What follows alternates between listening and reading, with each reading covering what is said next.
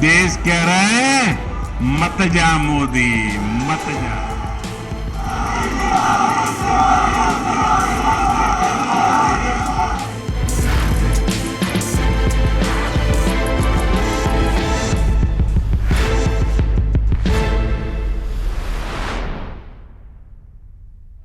नमस्कार, मैं हूं नवेद और आप देख रहे हैं एनएमएफ न्यूज। त्रिपुरा, नागालैंड और मेघालय के नतीजे आने के साथ ही ये साफ हो गया कि नॉर्थ ईस्ट में बीजेपी एक बार फिर भगवा लहराने में कामयाब रही है। ये नतीजे 60-60 सीटों वाले छोटे राज्यों पर जीत के नहीं, बल्कि इन नतीजों ने बीजेपी से वो ठप्पा हटा दिया जिसमें उन्हें हिंदी पट्टी की पार्टी कहा जाता था। नॉर्थ ईस्ट, जहां पर 2016 के पहले बीजेपी की कोई हैसियत नहीं थी, वहां लेफ्ट और कांग्रेस का दबदबा था। उसी पूर्वोत्तर में नरेंद्र मोदी के नेतृत्व में बीजेपी आज 7 राज्यों पर कमल खिला चुकी है और पूरे नॉर्थ ईस्ट में भगवा शान से लहरा रहा है। नॉर्थ ईस्ट में आज बीजेपी असम, त्रिपुरा, नागालैंड, मेघालय, अरुणाचल प्रदेश और सिक्किम के साथ साथ मिजोरम में काबिज है। लेकिन क्या यह इतना आसान था? कभी बनिया पार्टी, हिंदी पट्टी की पार्टी, बहुसंख्यकों की पार्टी कहलाई जाने वाली बीजेपी ने उस पूर्वोत्तर में कैसे सरकार बना ली जहां माइनॉरिटी वोटर ज्यादा है? क्रिश्चियन आबादी वाले इन राज्यों में भगवा लहराने की इनसाइड स्टोरी आज हम आपको बताएंगे। आपको बताएंगे कैसे 2016 के बाद 8 साल की अथक मेहनत और बीजेपी की वो रणनीति क्या थी जिसने राजनीतिक पंडितों और विपक्ष की सरकारों के होश उड़ा दिए। पूर्वोत्तर के जिन राज्यों को जो लेफ्ट और कांग्रेस अपनी बपोती मानते थे, उन्हीं राज्यों में आज न सिर्फ बीजेपी सरकार चला रही है, बल्कि इन राज्यों में विकास की बयार भी बहा रही है। पूर्वोत्तर के 3 राज्य त्रिपुरा, नागालैंड और मेघालय के आए नतीजों पर दिल्ली में बीजेपी मुख्यालय से पीएम मोदी ने भी इस बात का जिक्र किया। पीएम ने बताया कि यह जीत कितनी बड़ी है और इसने कैसे बीजेपी से काऊ लैंड की पार्टी का लेबल हटा दिया। आज नॉर्थ ईस्ट के नतीजों ने बीजेपी के खिलाफ वर्षों से चलाए जा रहे एक और प्रोपेगेंडा को भी ध्वस्त कर दिया है। आप सभी जानते हैं कि कुछ विरोधी दलों ने और उनके इकोसिस्टम ने हमेशा भाजपा पर एक लेबल चिपकाने की कोशिश की है। शुरुआत में बीजेपी को बनिया पार्टी कहा गया, हिंदी पट्टी की पार्टी कहा गया, फिर कहा गया कि बीजेपी सिर्फ शहरी मिडिल क्लास की पार्टी है और गांवों में कोई आधार नहीं है। समय के साथ इन सारे मिथकों को बीजेपी ने तोड़ दिया, लेकिन इसके साथ ही विरोधी दल ये कहने लगे कि आदिवासी क्षेत्रों में बीजेपी को उतना समर्थन नहीं है। पिछले 10 सालों में हमने इस भ्रम को भी तोड़ दिया है। आज देश का आदिवासी समाज ही नहीं, दलित और पिछड़े भी भाजपा के साथ है। बीजेपी सालों से हिंदी पट्टी की पार्टी, बनिया पार्टी, हिंदुओं की पार्टी, बहुसंख्यकों की पार्टी और काउलैंड पार्टी कही जाती रही है। ये सारे लेबल सिर्फ विपक्षी पार्टियों के नहीं है। राजनीतिक विश्लेषक भी हर चुनावी नतीजों पर मंथन करते हुए बीजेपी को इन्हीं नामों से संबोधित करते आए। बीजेपी को भगवा पार्टी कहने या इन सारे लेबल लगाने के पीछे वजह हिंदी भाषी राज्यों में बीजेपी के जनाधार को बताया जाता रहा। यूपी, एमपी, राजस्थान, बिहार, छत्तीसगढ़ जैसे राज्यों में पार्टी का काडर स्ट्रांग होना इसके पीछे का कारण बताया जाता था। लेकिन इसके साथ ही यह लेबल यह भी बताता था कि बीजेपी पूरे भारत की पार्टी नहीं है। भारत जो बहुत सारी विविधताओं वाला देश है, भारत जो बहुत सारी संस्कृतियों से मिला जुला देश है, वहां बीजेपी सिर्फ एक वर्ग विशेष की पार्टी है। सिर्फ एक बेल्ट में ही उसका वजूद है और यही वजह रही कि बीजेपी के विचारकों को भी पार्टी को पूरे देश के लोगों की आवाज बनाने के लिए सोचने पर मजबूर किया उन्होंने। गैर हिंदी भाषी पूर्वोत्तर में भगवा लहराने के लिए सालों की रणनीति, 8 सालों की अथक मेहनत के साथ कार्यकर्ताओं का अथक प्रयास शामिल। पीएम मोदी ने भी बीजेपी के इसी जीत के मंत्र का जिक्र किया। मैं बीजेपी की सफलता का रहस्य बताना चाहता हूं। भाजपा के विजय अभियान का रहस्य छिपा है त्रिवेणी में। त्रिवेणी यानी 3 धाराओं का संगम। इस त्रिवेणी की पहली शक्ति है भाजपा सरकारों का कार्य। इस त्रिवेणी की दूसरी शक्ति है भाजपा सरकारों की कार्य संस्कृति और इस त्रिवेणी की तीसरी शक्ति है भाजपा के कार्यकर्ताओं का सेवा भाव।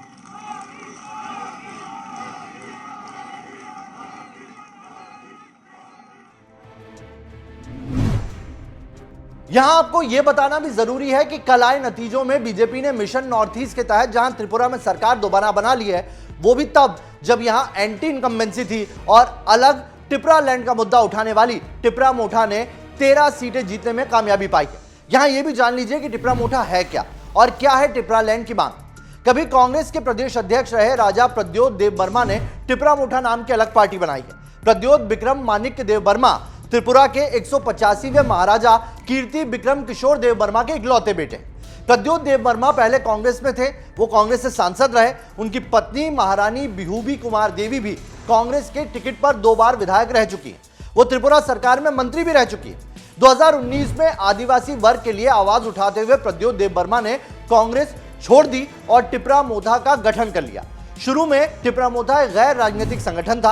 हालांकि 2021 में स्थानीय चुनाव में ताल ठोककर प्रद्योत विक्रम के संगठन ने राजनीतिक पारी का आगाज कर दिया। प्रद्योत देव वर्मा ने अपने बैनर से ग्रेटर टिपरा लैंड की मांग भी रखी। प्रद्योत का कहना है कि ग्रेटर टिपरा लैंड मौजूदा त्रिपुरा राज्य से अलग एक राज्य होगा। इस चुनाव में टिपरा मोठा का बड़ा असर रहा और ये पार्टी 13 सीटें भी जीती, लेकिन बीजेपी के विजयी रथ को रोक नहीं पाई। यानी कि सारी विरोधी लहर को बीजेपी ने यहां दरकिनार कर फिर से सरकार बनाई, जो उनके कार्यकर्ताओं की बड़ी जीत। अब बात नागालैंड। नागालैंड में बीजेपी ने नेफ्यू रियो की अगुवाई वाली नेशनलिस्ट डेमोक्रेटिक प्रोग्रेसिव पार्टी यानी एनडीपीपी के साथ मिलकर चुनाव लड़ा और इस गठबंधन ने कामयाबी भी हासिल की। जहां तक मेघालय का सवाल है तो बीजेपी और एनपीपी राज्य में सरकार चला रही थी, लेकिन एन चुनाव से पहले दोनों पार्टियां अलग अलग चुनाव मैदान में उतरी। लेकिन रिजल्ट आने के बाद सीएम कोनराड संगमा की एनपीपी 60 सीटों में से महज 26 सीटें ही जीत पाई और बहुमत से बहुत दूर रह गए। यानी बीजेपी राज्य में सरकार चला रही एनपीपी के साथ फिर से पार्टनर के रूप में सत्तारूढ़ सरकार का हिस्सा बनने जा रही है। संगमा ने भी इसको लेकर बयान जारी कर बीजेपी के साथ सरकार चलाने का ऐलान कर दिया है। यानी कि इन तीनों राज्यों के साथ ही बीजेपी ने पूरे पूर्वोत्तर में एक बार फिर से भगवा लहरा दिया। पूर्वोत्तर में बीजेपी के मजबूत होने के कई कारण हैं और इसके लिए सबसे बड़ा श्रेय पार्टी के थिंक टैंक्स और रणनीतिकारों को जाता है। पूर्वोत्तर में काम करने के लिए बीजेपी के रणनीतिकारों ने पार्टी लाइन से हटकर अलग होकर कई सारे काम किए। यहां वो मुद्दे उठाए गए जो पार्टी क्षेत्रीय थे। लोकल मुद्दों के साथ लोकल नेताओं को पार्टी के साथ जोड़ा गया, जिससे पूर्वोत्तर के लोगों का भरोसा जीतने में बीजेपी कामयाब हो पाई। पार्टी ये समझती थी कि जो मुद्दे देश के दूसरे इलाकों में काम करते हैं वो यहां पर काम नहीं करेंगे। यहां की दिक्कतें, जरूरतें अलग है और इसीलिए उन्हीं को टारगेट किया गया। संयम रखा गया, कार्यकर्ताओं से संयम बरतने के लिए कहा गया और अंदर ही अंदर बड़ी सूझबूझ से काडर न सिर्फ तैयार किया गया बल्कि कार्यकर्ता काम करते रहे। 2014 में नरेंद्र मोदी के प्रधानमंत्री बनने के बाद ही पीएम मोदी ने मिशन पूर्वोत्तर की नींव रख दी थी। वो अब तक 50 बार नॉर्थ ईस्ट का दौरा कर चुके हैं। ये सब बीजेपी की स्ट्रेटेजी का हिस्सा था। नॉर्थ ईस्ट डेमोक्रेटिक अलायंस का गठन इसका सबसे बड़ा उदाहरण है। मुझे याद है कि कुछ दिनों पहले जब मैं नॉर्थ ईस्ट गया था तो किसी ने मुझे बोला कि मोदी जी, आपको अपनी हाफ सेंचुरी के लिए बहुत बहुत बधाई। तो मैंने उनको पूछा कि भाई ये कैसी हाफ सेंचुरी आप बता रहे हैं? तब उन्होंने मुझे बताया कि जब से बोले आप प्रधानमंत्री बने हैं, आप 50 से भी ज्यादा बार नॉर्थ ईस्ट का विजिट कर चुके हैं, जो अभी नड्डा जी बता रहे थे।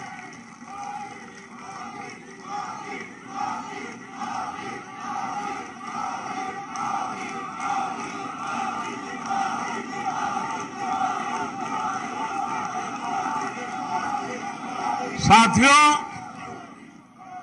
सवाल बधाई का नहीं है, लेकिन जब एक नागरिक मुझे ये कह रहा था तब मैं अनुभव कर रहा था कि जाने मात्र से इसके दिल को कितना सुकून मिल रहा है। नॉर्थ ईस्ट के राज्यों के दिलों में कितना प्यार उमड़ करके आया है, उसकी वो अभिव्यक्ति थी। और तब मुझे लगता था कि मेहनत कभी न कभी तो रंग लाती है।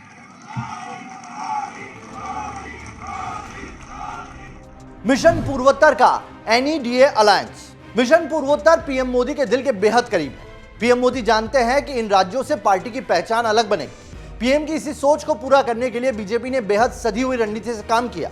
बीजेपी ने किसी कॉरपोरेशन या किसी कंपनी की तरह काम किया। पार्टी ने गठबंधन को तरजीह दी, दूसरी पार्टी के बड़े नेताओं को ढूंढा और बीजेपी में शामिल कराया। असम के सीएम हिमंत बिस्वा शर्मा इसका सबसे बेहतरीन उदाहरण है। शर्मा कभी कट्टर कांग्रेसी थे।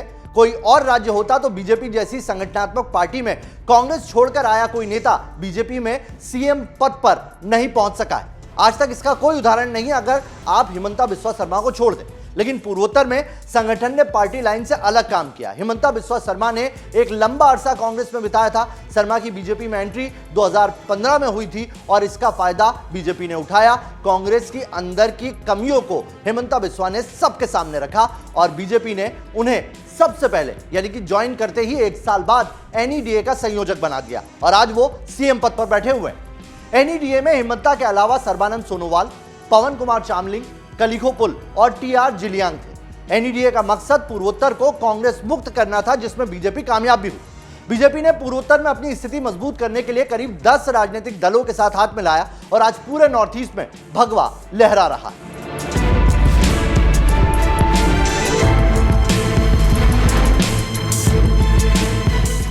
बीजेपी के ट्रम्प कार्ड बने हिमंता। पूर्वोत्तर की राजनीति में बीजेपी के पैर जमाने का सबसे बड़ा श्रेय हिमंता बिस्वा शर्मा को जाता है। उनकी अगुवाई में एनईडीए ने खूब काम किया और मिशन पूर्वोत्तर सफल हो पाया। इसके जरिए अरुणाचल प्रदेश के 43 कांग्रेसी विधायकों को तोड़ लिया गया। वे सभी पीपुल्स पार्टी ऑफ अरुणाचल का हिस्सा बन गए। पीपीए एनडीए की सहयोगी है। इसने कांग्रेस को बड़ा झटका दिया और यही वजह बनी बीजेपी 2016 में अरुणाचल में एनडीए सरकार बनाने में कामयाब रही। इसके 1 साल बाद बीजेपी ने एन बीरेन सिंह के नेतृत्व में मणिपुर में सरकार बनाई। इसके लिए उन्होंने नेशनल पीपुल्स पार्टी यानी एनपीपी और नगा पीपुल्स फ्रंट यानी एनपीएफ के साथ गठबंधन किया। फिर 2018 में बीजेपी एनडीपीपी के साथ मिलकर नागालैंड में सत्ता में आई। उसी साल बीजेपी ने अपने सहयोगी Indigenous Peoples Front of Tripura IPFT के साथ त्रिपुरा फतेह किया और यह जीत बेहद अहम थी। इसने 1993 के बाद से त्रिपुरा में मार्क्सवादी कम्युनिस्ट पार्टी सीपीआईएम की सत्ता खत्म कर दी। मिजो नेशनल फ्रंट के साथ बीजेपी ने 2018 में मिजोरम में भी अपना पताका फहरा दिया। यह वो वक्त था जब एनडीए का कांग्रेस मुक्त का सपना साकार होता दिखा। आजादी के बाद पहली बार कांग्रेस ने पूर्वोत्तर के सभी 7 राज्यों में सत्ता गंवा दी थी। पिछले साल बीजेपी ने मणिपुर में दोबारा वापसी की। इसके करीब 1 साल पहले असम में भी उसने दूसरी बार राज्य में सरकार बनाई थी। इस चुनाव में भी हिमंता ने ही सारी कमान संभाली। ये बहुत भारी बहुमत से हम जीतने वाला है। कल प्रधानमंत्री जी भी आ रहे हैं। NDDP BJP alliance is going to form government once again. जिस तरह से ऑपोजिशन की अगर बात करें तो उसके लिए क्या कहना चाहिए? कोई यहाँ में कोई ऑपोजिशन नहीं है। गोल पोस्ट में कोई गोलकीपर नहीं है। आप खाली गोल देते रहो। तो इस बार लग रहा है कि आराम से जीतेगा, आराम से। पूर्वोत्तर की इस 8 साल की मेहनत में बीजेपी ने राज्यों में लोकल दलों का गठबंधन किया, जिसका बड़ा फायदा हुआ। असम में पहले बीजेपी ने एजीपी और बीपीएफ के साथ गठबंधन किया। फिर दूसरी बार उसने एजीपी और यूपीपीएल के साथ गठजोड़ किया। मणिपुर में उसने एनपीपी, एनपीएफ और एलजेपी के साथ अलायंस बनाया। मेघालय में उसने यूडीएफ, पीडीएफ और एचएसडीपी संग गठबंधन किया। नागालैंड में उसकी पार्टनरशिप एनडीपीपी के साथ हो गई। हिमंता बिस्वा शर्मा को बीजेपी ने भी यूपी, गुजरात और दूसरे राज्यों में स्टार प्रचारक बनाकर भेजा, जिससे वहां के लोगों की भी दूसरे राज्यों को लेकर राय बदली और वहां के लोगों का प्यार भी हिमंता बिस्वा को बहुत ज्यादा मिला। आज हिमंता बिस्वा शर्मा सीएम योगी के बाद सबसे ज्यादा चुनावी रैलियों में डिमांड में रहने वाले मुख्यमंत्री हैं। इन्हीं हिमंता को कांग्रेस में राहुल गांधी मिलने तक का वक्त नहीं देते थे। केंद्र ने खोला पूर्वोत्तर के लिए खजाना। पूर्वोत्तर राज्यों के लिए पूर्व की केंद्र सरकारों पर सौतेला व्यवहार करने का आरोप लगता रहा है। पीएम मोदी इस बात को जानते थे। केंद्र में बीजेपी की सरकार होने से पूर्वोत्तर के लिए पीएम मोदी ने केंद्र का खजाना खोल दिया। 2014 से लेकर अब तक केंद्र की फंडिंग पूर्वोत्तर में लगातार बढ़ती गई। नॉर्थ ईस्ट में बिजली संयंत्र से लेकर रेल परियोजनाएं शुरू की गई, कई हाईवे बनाए गए और नतीजा बदलाव साफ दिखाई देने लगा और लोगों का बीजेपी के प्रति नजरिया भी बदला। आजादी के 7 दशकों बाद भी नॉर्थ ईस्ट के हजारों गांवों तक बिजली नहीं पहुंची थी साथियों। क्या 21वीं सदी में बिना बिजली की जिंदगी कोई कल्पना कर सकता है? पहले की सरकारों ने देखा कि वहां तक बिजली पहुंचाना कठिन काम है, इसलिए उन गांवों को अंधेरे में छोड़ दिया गया। नॉर्थ ईस्ट के लोगों को घर, पक्के घर, उनको नल से जल, उनके घरों में गैस का कनेक्शन ये उपलब्ध कराने ये पहले की सरकारों के काम की सूची में ही नहीं था, क्योंकि उनके लिए न तो उन क्षेत्रों की परवाह थी और न ही ऐसे कठिन कामों को करने का हौसला था। जिस बीजेपी को कभी बनियों की पार्टी या काउलैंड पार्टी बताया जाता था, उसके बारे में कहा जाता था कि वो शहरों की पार्टी है, गांव तक बीजेपी की पहुंच नहीं है। देश के हिंदी भाषी राज्यों के अलावा उसका कोई अस्तित्व नहीं है। आज उसी बीजेपी ने पूरे पूर्वोत्तर से कांग्रेस और लेफ्ट को उखाड़ फेंक, भगवा लहराकर ये ठप्पा खुद से मिटा दिया। आपको ये स्टोरी कैसी लगी हमें कमेंट करके जरूर बताइएगा।